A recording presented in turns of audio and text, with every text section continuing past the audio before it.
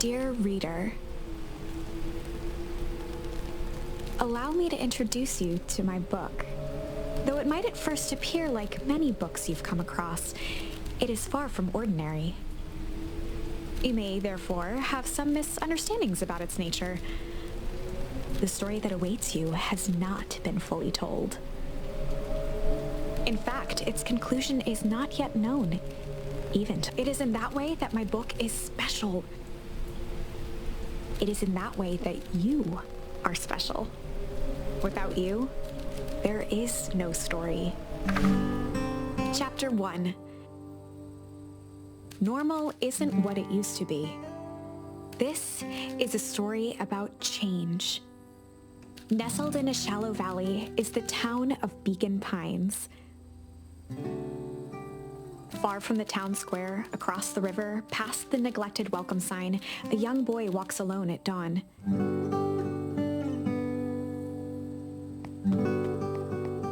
His name is Luca Van Horn, and like you, dear reader, he's here for a reason.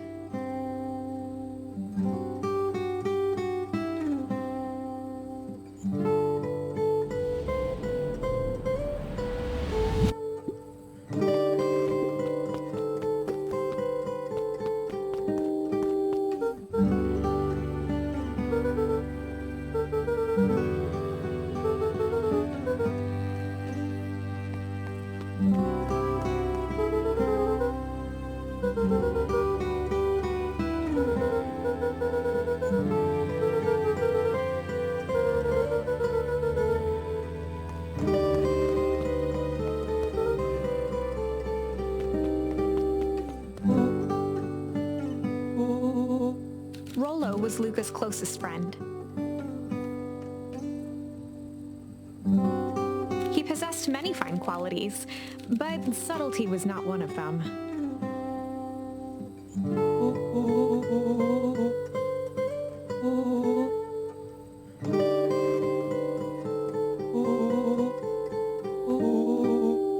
Rollo finally noticed the tears swelling in his friend's eyes, and the flowers on the...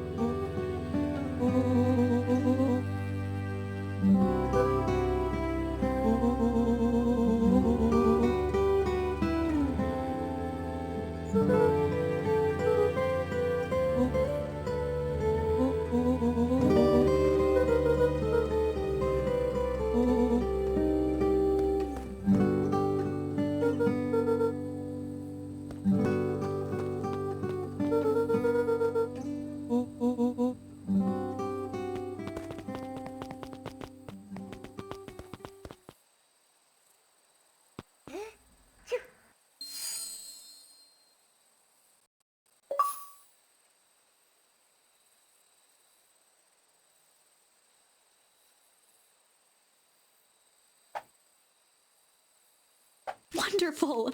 I had a good feeling about you from the moment you opened my book. That charm is a very special thing. Very special indeed. Keep hold of it for now. Its purpose will reveal itself soon enough.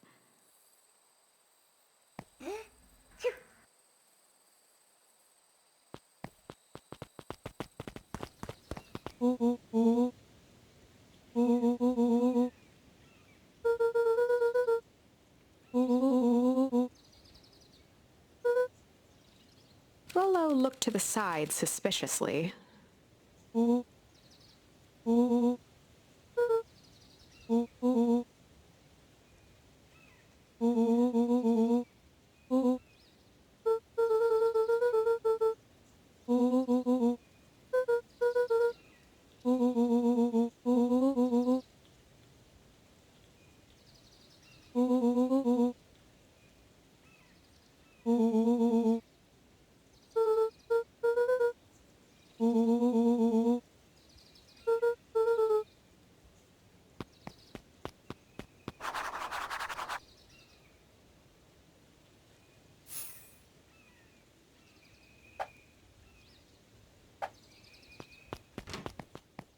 Dear reader, forgive me for this interlude. Remember that charm you found in the dandelion patch? There are more of those special charms to discover throughout Beacon Pines. They've been known to reveal themselves to those who are willing. Some of them can be found in this very house.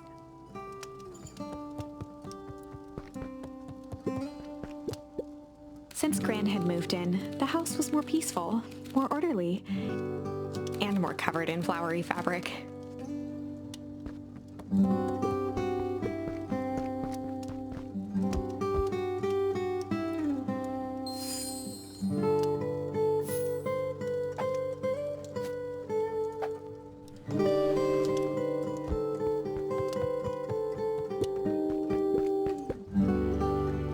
One of his father's old stethoscopes. Luca had spent countless hours listening to anything and everything with it. Not for years, though.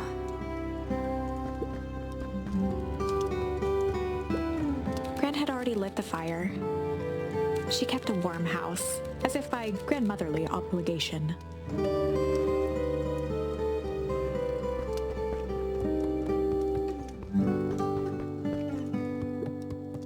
Just some dusty knickknacks.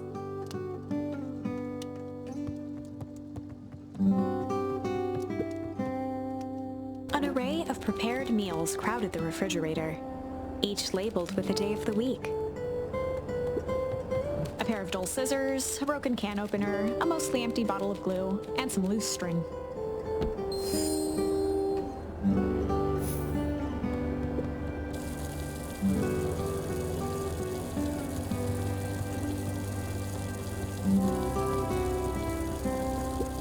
The only piece of furniture Gran had brought when she moved in was an old hutch.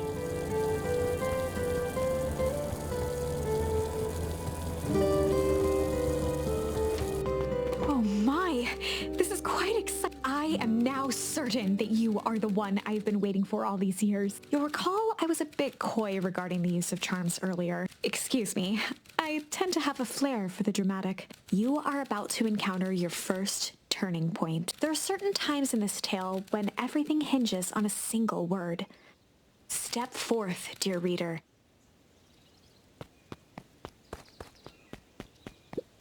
A beginner's guide to gardening laid open on the bench.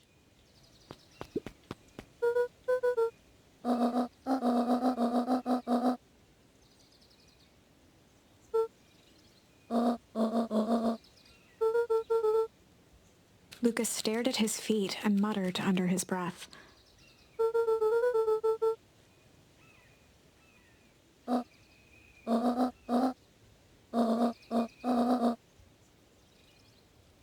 Right, of course.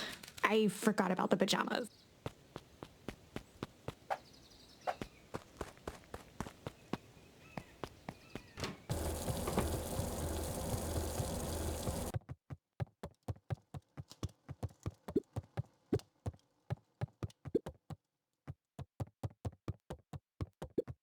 Luca paused at his parents' bedroom door. He just wasn't ready to go in yet. Gran had commandeered the upstairs closet when she moved in. Some things need shelter from a young boy's mischief, she said.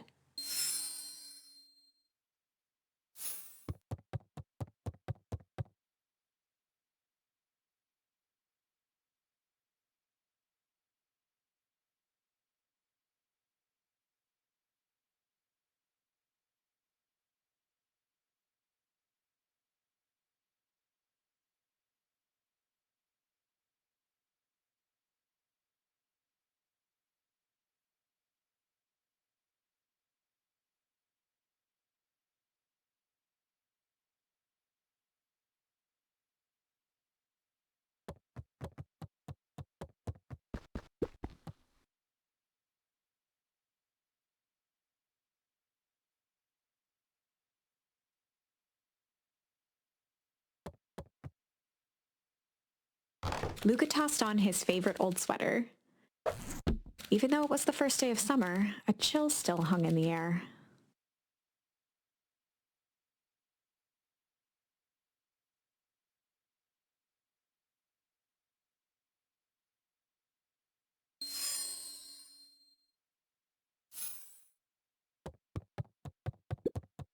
Gran's moving in meant that most of Luca's things had been crammed in the corner.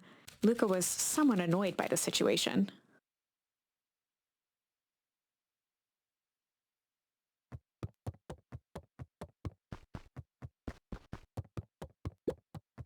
Gran's bed was undisturbed. Luca didn't mind that she had a habit of falling asleep in front of the fireplace. It meant that he could read late into the night.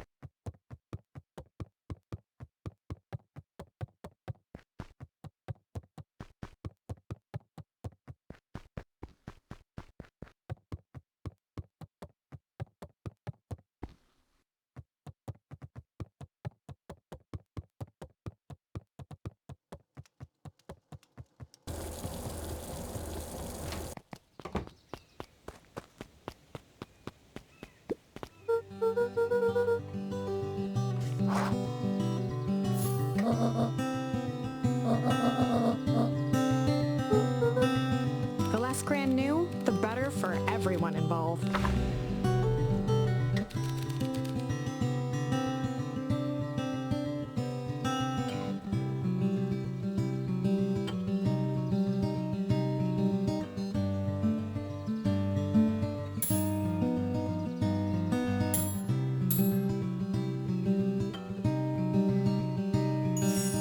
We were just gonna go chill for the day.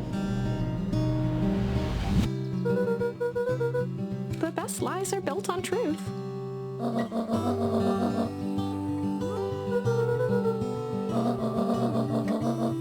Easy.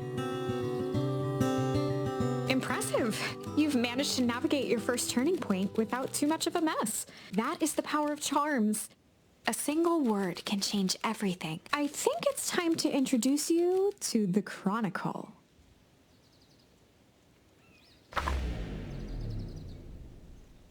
The Chronicle is a record of the decisions you've made. You can see the turning point which has been revealed. At any time, you can use the Chronicle to go back and invoke different charms, creating new branches. Luckily for us, this is the one and only turning point where the charms won't dramatically alter fate. It's the perfect opportunity to experiment with rewriting things.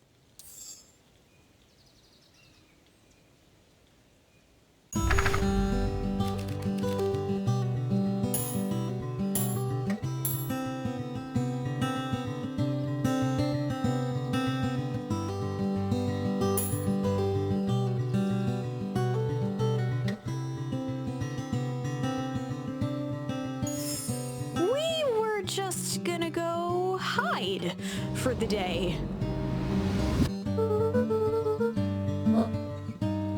Traditionally, when one is trying to hide something, they avoid literally using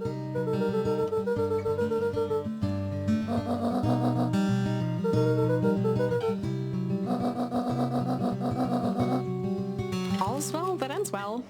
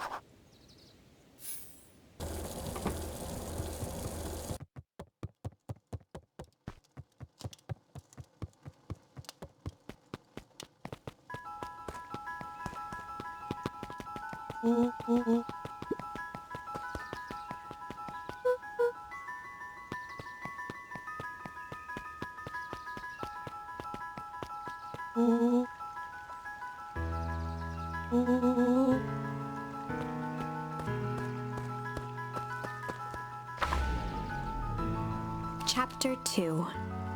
Welcome to Beacon Pines. For many years, this valley had been a small mining outpost. It wasn't until Sharper Valentine built his fertilizer company that Beacon Pines was established. Over the next 30 years, the town had grown and prospered. Until the foul harvest. In the 6 years since, everyone was simply trying to get by.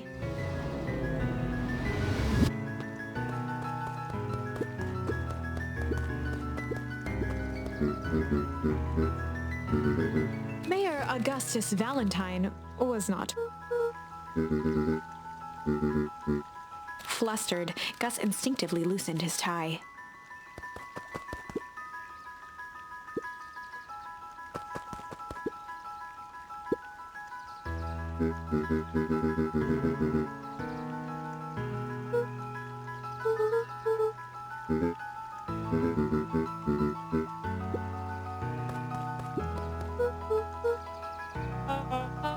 William Kerr was the CEO of Perennial Harvest Company. He had become a fixture around town over the past few years. After the failing of Valentine fertilizer, the town was hungry to welcome a new source of employment.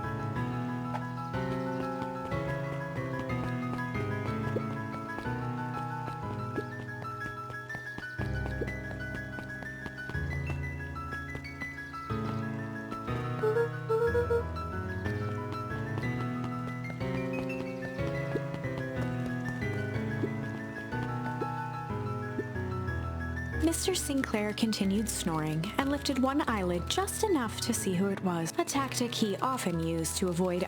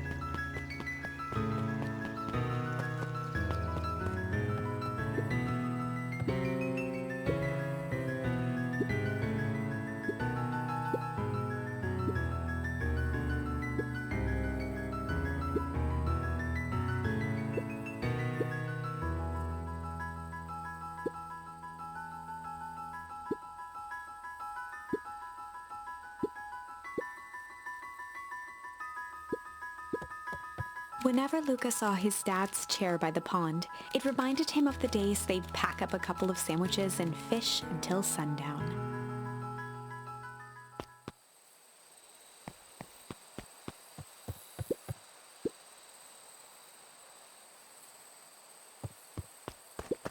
Luca opened the tackle box and picked the perfect bait.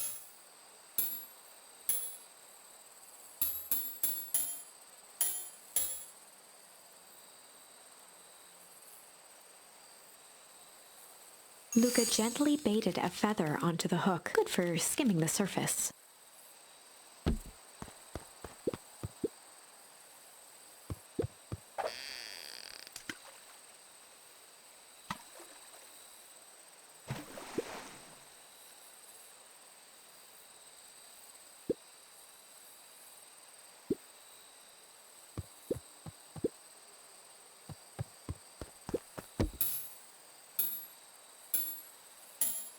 Luca tied a shoestring to the hook. What fish could resist a nice shoestring?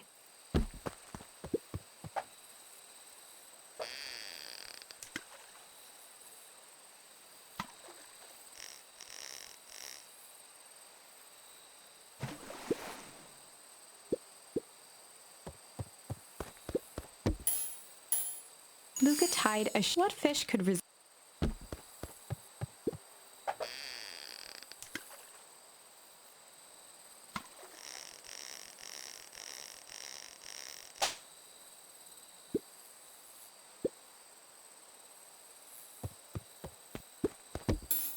Luca tied a what fish could.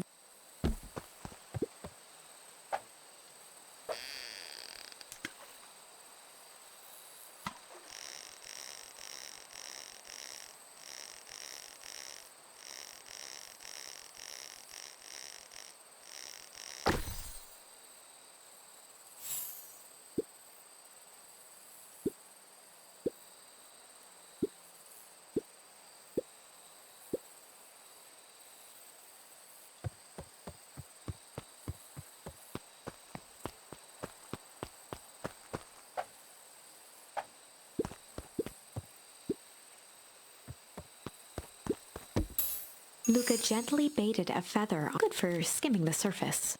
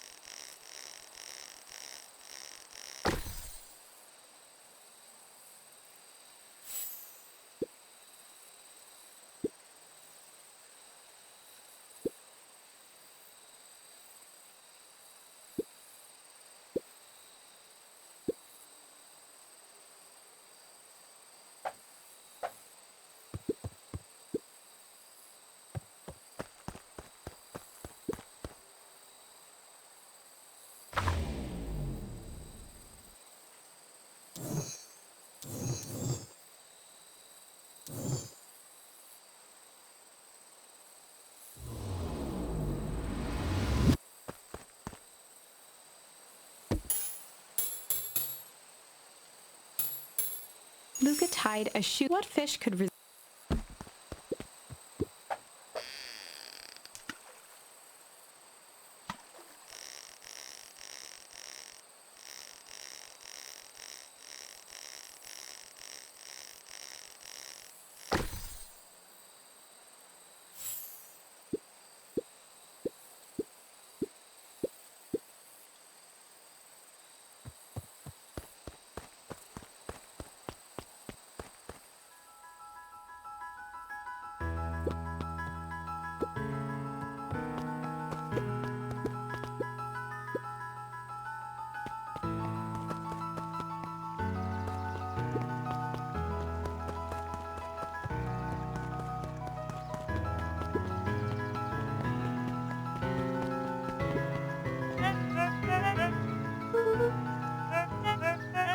He pulled a pen from the pocket of his sweater vest and began to frantically jot something down on a clipboard.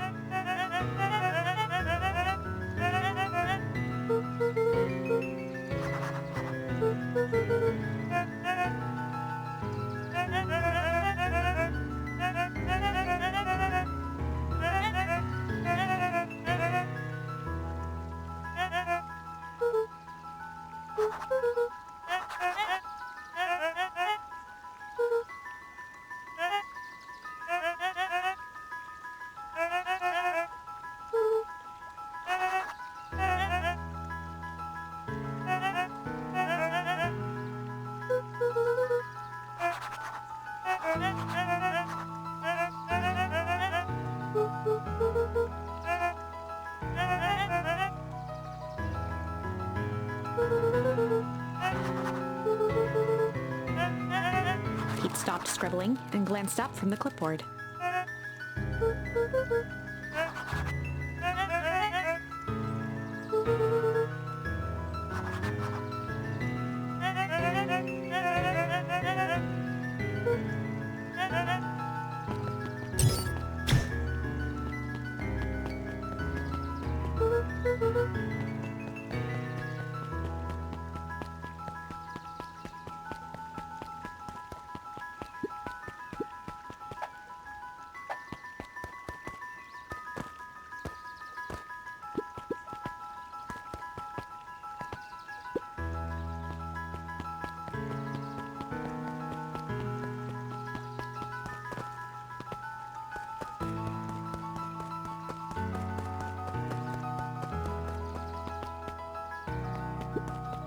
The road leading to Beacon Pines was long and a sort of natural barrier for the...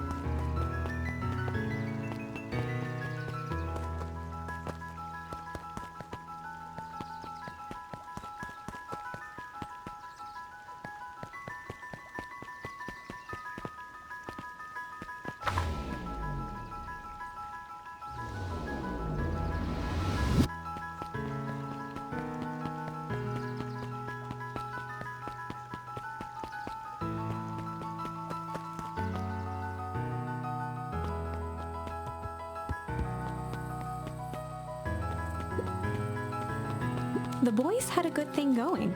As long as they kept old Jeff happy, they had an endless source of precious materials.